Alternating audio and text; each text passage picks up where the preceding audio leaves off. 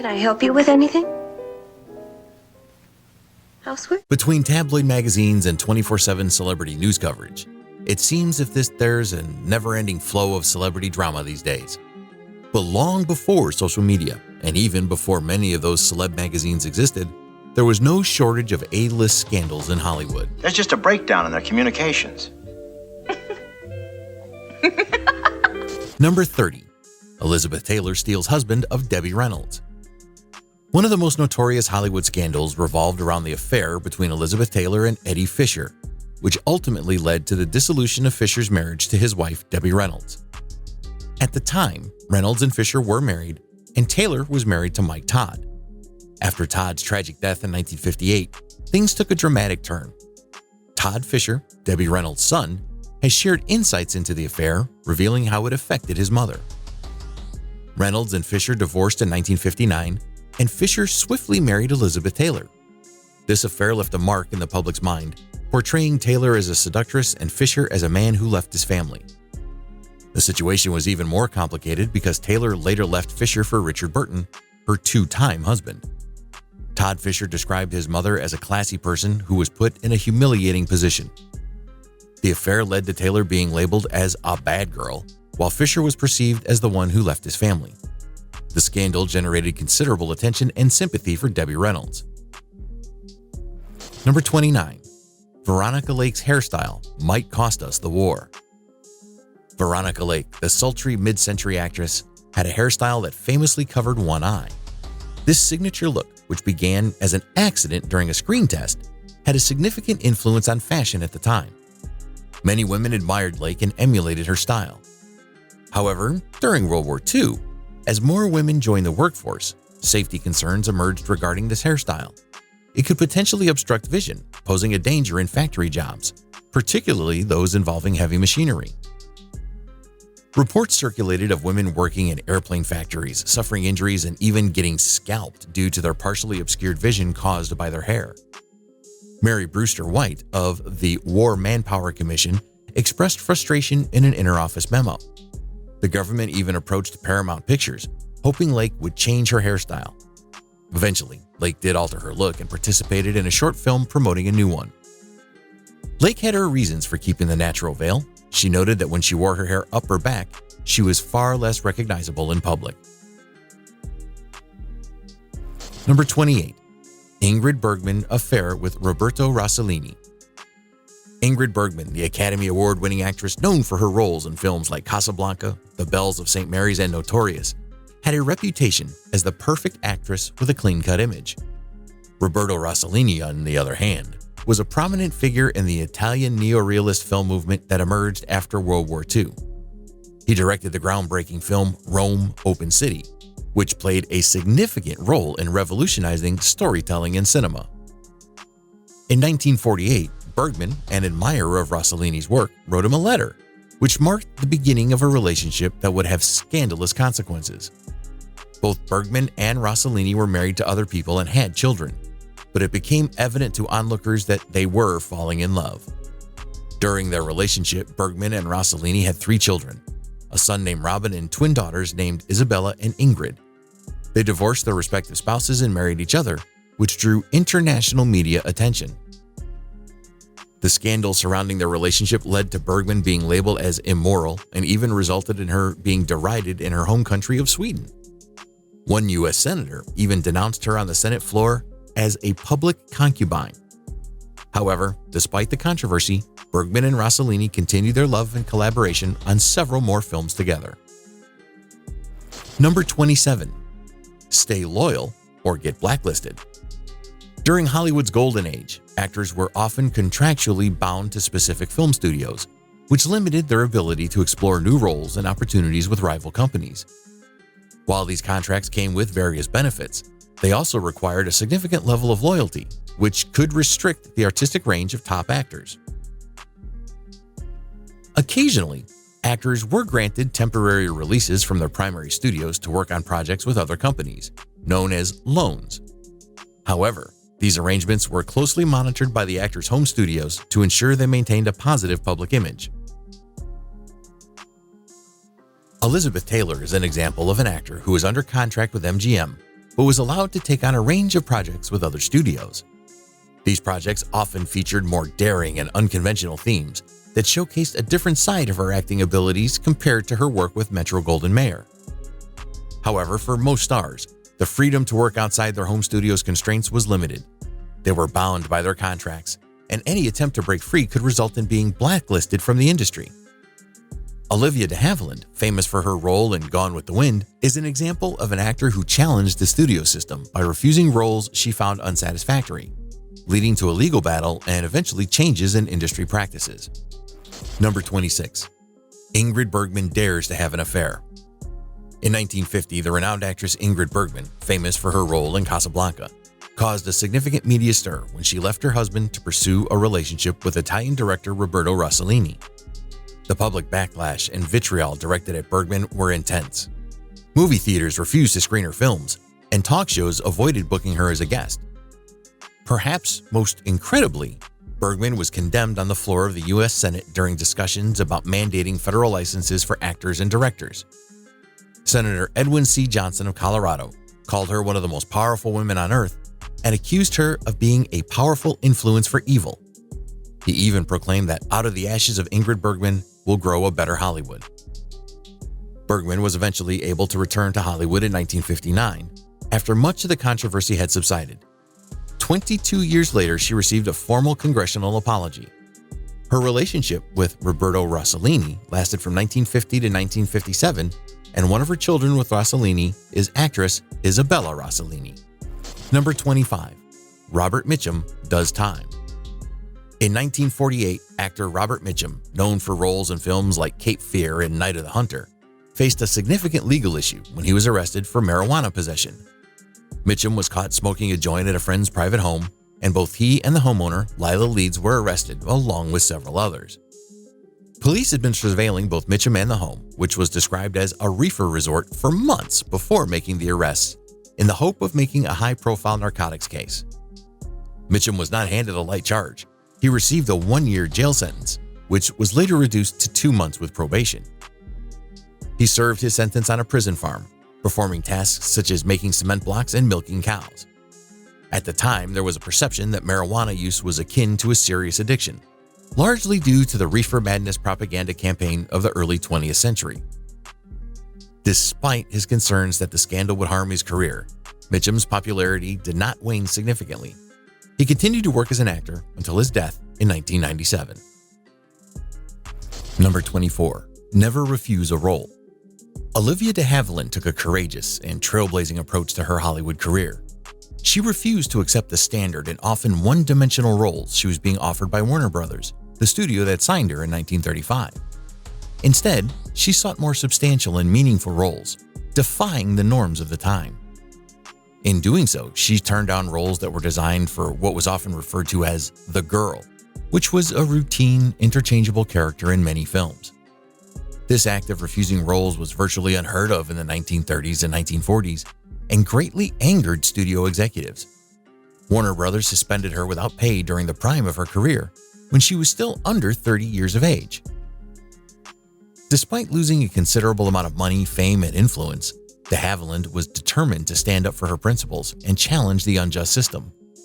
Drawing upon the legal expertise of her father, who was an attorney, she took Warner Brothers to court. After years of legal battles, she emerged victorious.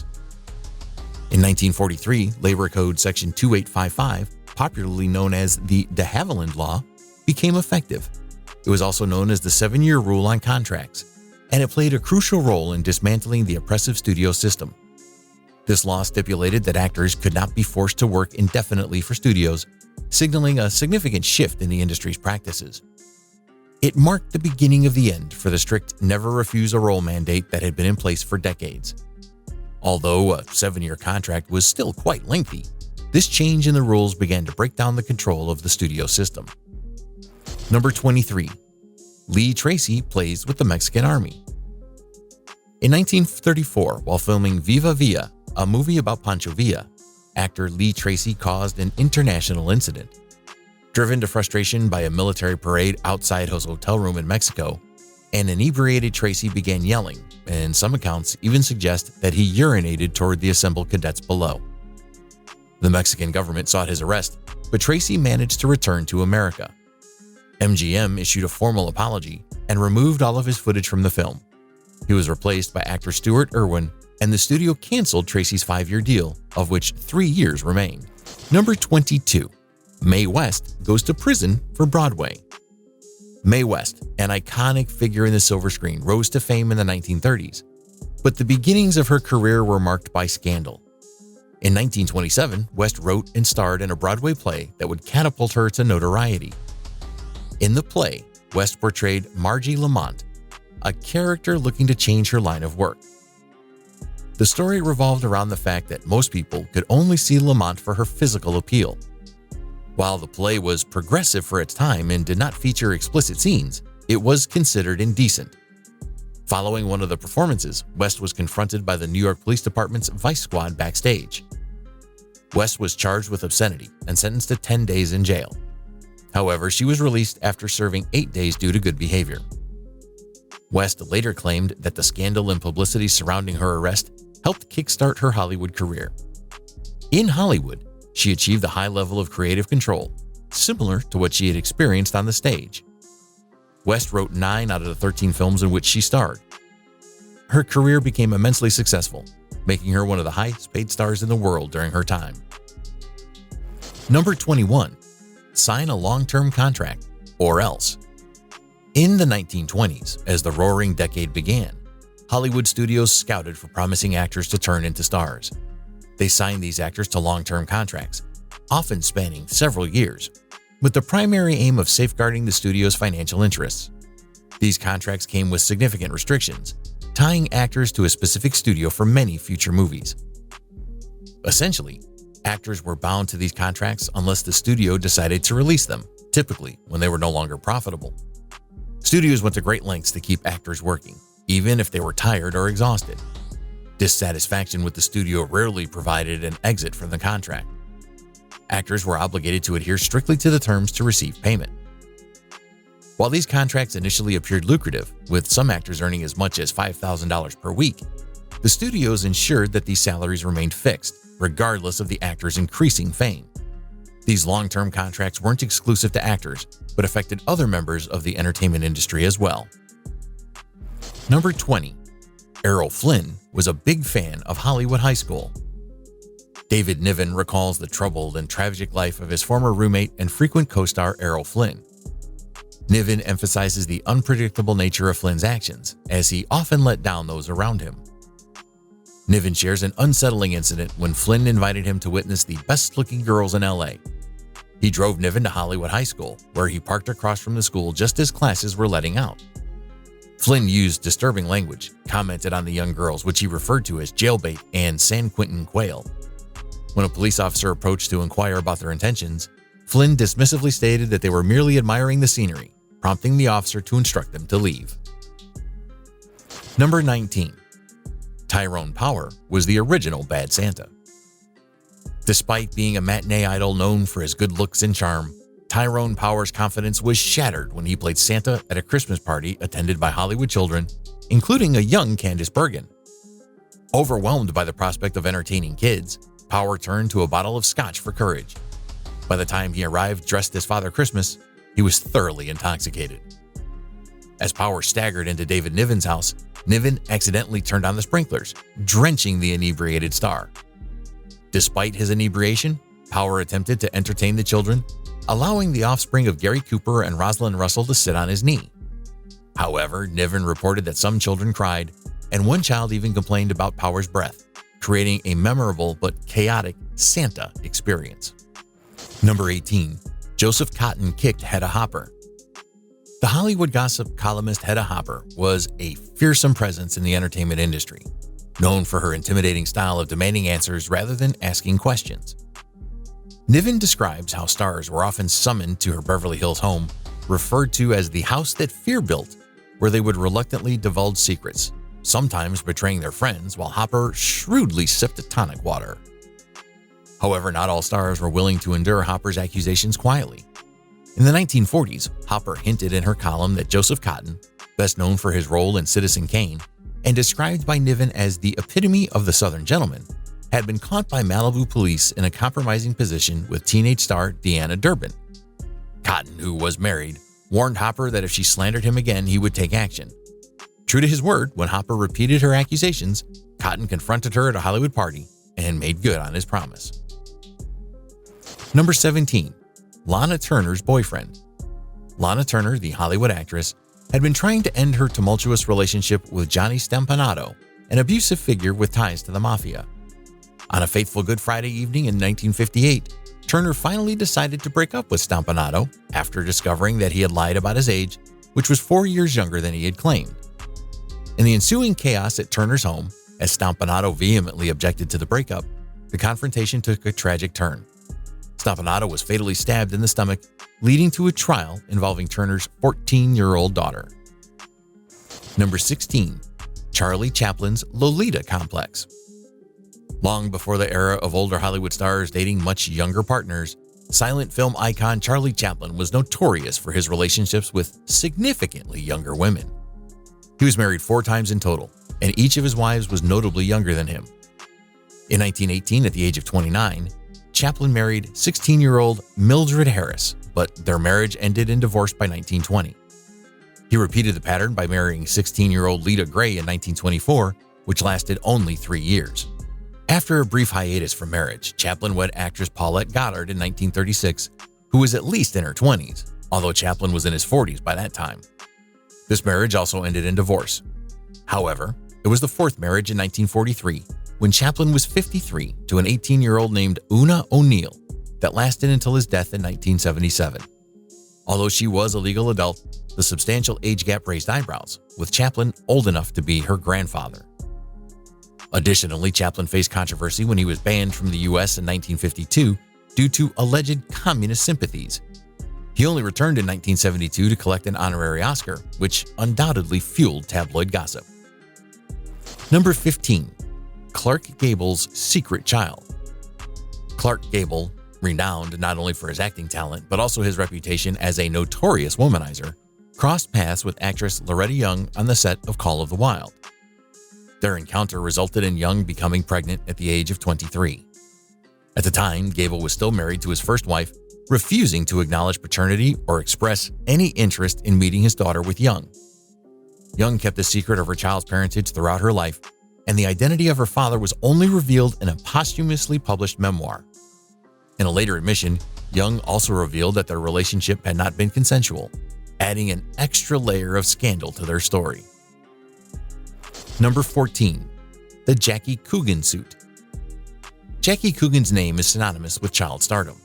He was one of the major stars at the silent film era and one of the first child actors in Hollywood history. Due to his young age, his parents were responsible for managing his earnings until he reached adulthood. However, when his father tragically died in a car accident and his mother remarried, the situation took a dark turn. Kugan's new stepfather and mother cut off his access to his own earnings, instead using the money for themselves. In 1938, Kugan decided to take legal action and sued them. His lawsuit brought significant attention to the issues surrounding compensation for child actors, leading to changes in child labor laws. Number 13. Alfalfas Death. In the early part of the 20th century, Our Gang was a popular short film series known today as The Little Rascals. Carl Switzer played the role of Alfalfa in these films, a character that became incredibly beloved. However, when Switzer left the series in 1940, he struggled to move on. Financial problems plagued him, ultimately leading to a tragic end. During a dispute with a longtime friend over money, the friend shot Switzer, resulting in his death. Accounts differ regarding the exact circumstances surrounding the shooting, but it remains a sad and somber chapter in Hollywood history. Number 12. The Garbo-Dietrich Affair. Greta Garbo, renowned for her iconic Hollywood career, retired at the young age of 35 after starring in 28 films and being one of the biggest female stars in the world. She exuded an aura of ice-cold confidence and control, maintaining her enigmatic presence and distancing herself from Hollywood in the public eye. She rarely granted interviews, but even in her later years, couldn't resist taking a final dig at her fellow star, Marlene Dietrich, by saying, "Who is this Marlene Dietrich?" In return, Dietrich had made numerous, often harsh comments about Garbo over the years. The two stars shared lovers like actor John Gilbert and Mercedes D'Acosta. Dietrich was passionately involved with Gilbert and was rumored to have had a decades-long romantic relationship with the latter. However, an explosive book alleges that their connection ran even deeper. The book suggests that the two actresses shared a passionate but ultimately ill-fated affair in 1920s Berlin, just before both made their way to Hollywood. The intense animosity between them remains a subject of fascination and speculation, particularly in light of these rumors about their history. Number 11. Death at the Hollywood Sign. Peg Entwistle, a 24-year-old actress, faced immense disappointment in her career. Despite appearing in several Broadway plays, she aspired to achieve stardom as a movie actress. Her hopes were shattered when her significant role in David O. Selznick's film 13 Women was cut from the final production. Devastated by the setback, she climbed the ladder of the Hollywood sign, which read Hollywoodland at the time, and jumped from the letter H. Her lifeless body was discovered 2 days later, along with a note in her purse that read, "I am afraid. I am a coward. I am sorry for everything. If I had done this a long time ago, it would have saved a lot of pain." P.E. Number 10. Twilight Zone The Movie helicopter crash. Twilight Zone The Movie, a 1983 compilation of horror stories inspired by the popular TV series, took a tragic turn during director John Landis' segment of the movie. In July 1982, Landis was directing a Vietnam War scene involving actor Vic Morrow's character rescuing 2 Vietnamese children by carrying them across a river. Unfortunately, a catastrophic accident occurred when on-set pyrotechnics collided with a low-flying helicopter also involved in the scene. The helicopter lost control, crashing into the river, resulting in the instant deaths of Morrow and the 2 children. The incident led to almost a decade of legal action, with the director and crew facing charges of manslaughter. Landis had violated California labor laws by having the children work late hours. While the crew was eventually acquitted, the tragedy left a profound impact on Hollywood history. As a result, the industry has since implemented much stricter safety regulations, with mandatory risk assessments conducted on film sets before filming begins. These measures have significantly improved safety in the movie-making process. Number 9. Jean Harlow and Paul Byrne's deathly love affair. Jean Harlow, the original blonde bombshell of the silver screen, found herself at the center of a scandal that rocked Hollywood. She was married to MGM studio executive Paul Byrne, and their relationship took a tragic turn when Byrne was discovered dead from a gunshot wound, leaving behind a cryptic note. While the studio swiftly labeled it as a case of self-inflicted harm, rumors of murder lingered, casting a chilling shadow. In a town teeming with secrets, various theories sprung up like wild mushrooms in a mysterious forest. Was the butler involved? Or could it have been Byrne's rumored common-law wife? Although Jean Harlow's career withstood the tempest, the enigma surrounding Byrne's demise has persisted as an enduring Hollywood mystery. Number 8. Rosco Fatty Arbuckle and the Infamous Party. Rosco Fatty Arbuckle, the beloved heavyweight of silent film comedy, became embroiled in a sordid scandal in 1921 that overshadowed his illustrious career. Following a wild party in San Francisco, a guest named Virginia Rape fell seriously ill and eventually succumbed with allegations pointing fingers at Arbuckle. After 3 grueling trials, Arbuckle was eventually acquitted. Nevertheless, the damage to his reputation proved irreparable. The film industry, keen to maintain its public image, essentially blacklisted him. This scandal marked a turning point, as it was the first time Hollywood realized that its stars were not immune to scandal, and that their off-screen actions could have far-reaching consequences for their careers and the industry as a whole. Some even argue that this event marked the birth of the modern concept of a celebrity scandal. Number 7. Charlie Chaplin and the Mann Act. Charlie Chaplin, the iconic tramp with the toothbrush mustache, was not only celebrated for his comedy genius, but also attracted his fair share of scandal. In the 1940s, he became entangled in a tumultuous legal battle with aspiring actress Joan Barry, accused him of being the father of her child. Matters took a turn for the worse when the FBI, under the leadership of the puritanical J. Edgar Hoover, charged Chaplin with violating the Mann Act, which was initially intended to prevent the transportation of women across state lines for immoral purposes. Although Chaplin was ultimately acquitted, his reputation suffered severe damage, contributing to his decision to leave the United States. Number 6. The Strange Case of Frances Farmer. Frances Farmer, a rising actress with a rebellious spirit, saw her promising career derailed by a series of scandals and personal challenges. Her tumultuous relationship with her mother, multiple arrests, struggles with alcoholism, and very public breakdowns ultimately led to farmers' involuntary commitment to a mental institution in the 1940s. The public and the media voraciously consumed her downfall, with some reports even suggesting she had undergone a lobotomy, a claim later debunked. Farmer's tragic life has been the subject of numerous books and films, most notably the 1982 biographical drama Frances, in which Jessica Lange portrayed the troubled star. Number 5. The Death of Superman. George Reeves, the actor best known for portraying Superman, died in 1959. While the official account stated that his death was a suicide, speculation of foul play circulated. Recent analyses have cast doubt on the likelihood of suicide. Reeves had been involved in an extramarital affair with the wife of influential Hollywood executive Eddie Mannix. Notably, Mannix, known for his ties to organized crime, was embroiled in a variety of scandals, including the case of Joan Crawford, among others. The circumstances surrounding George Reeves' death remain shrouded in mystery, making it a topic of enduring fascination. Number 4. J. Edgar Hoover's Files on Hollywood Personalities. Following an encounter with Charlie Chaplin at a dinner party, J. Edgar Hoover leveraged the resources of the FBI to compile extensive dossiers on Hollywood stars, producers, directors, and reporters whom he considered to have un-American beliefs and activities. These files grew to over 1,900 pages and played a pivotal role in Chaplin's prolonged exile from the United States. Chaplin wasn't the only target. Hoover, as head of the FBI, maintained files on various individuals he deemed potentially subversive or anti-American. These files were used for purposes of blackmail and contained comprehensive collections of personal information and activities.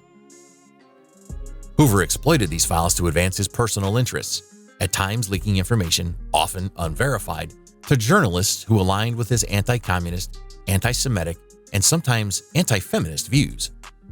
Scandals in Hollywood publications of the era, amplified by the mainstream press, were fueled by information drawn from the FBI files as Hoover sought to undermine Hollywood's elite.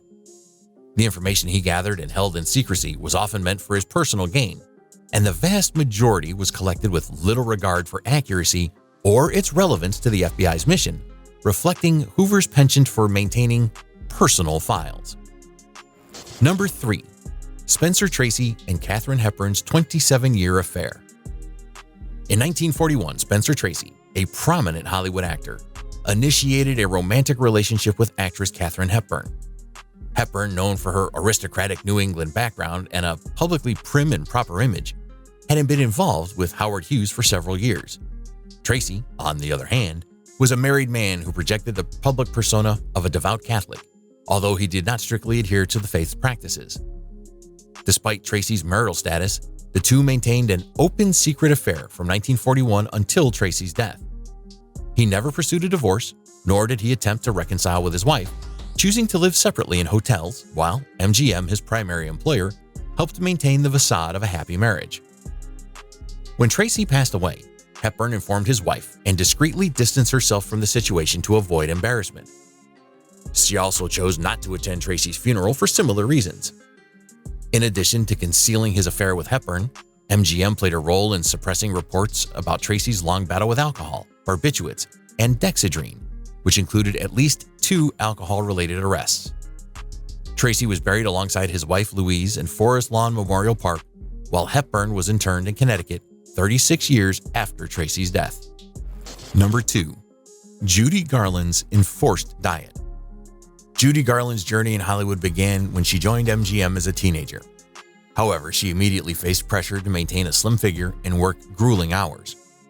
At the age of 14, Garland encountered harsh criticism from producers and crew members who used derogatory language and compared her to a fat little pig with pigtails. By the time she was 18, MGM's founder, Louis B. Mayer, was pushing her to follow an intense diet centered around coffee, cigarettes, and diet medicine. These pills, often referred to as pep pills, were administered to keep Garland slender and alert during long work hours. To ensure she got some rest, she was also given sleeping pills, followed by wake-up doses of pep pills.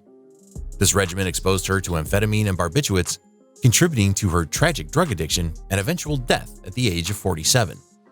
Judy Garland wasn't the only victim of this unhealthy management. According to Debbie Reynolds, MGM Studios sent her to a doctor for vitamin shots as her health deteriorated due to the extensive work hours. Number 1. The mysterious death of Natalie Wood. The 1981 death of Hollywood icon Natalie Wood remains one of the most significant mysteries and scandals in the history of Tinseltown. While on a boat trip with her husband, actor Robert Wagner, who was twice her age and married her twice, first in 1957 and again in 1972, and fellow actor Christopher Walken, with whom she may or may not have been having an affair, Wood drowned under suspicious circumstances at the age of 43. Despite multiple investigations, no one has definitively determined the cause of her death, which adds to the intrigue.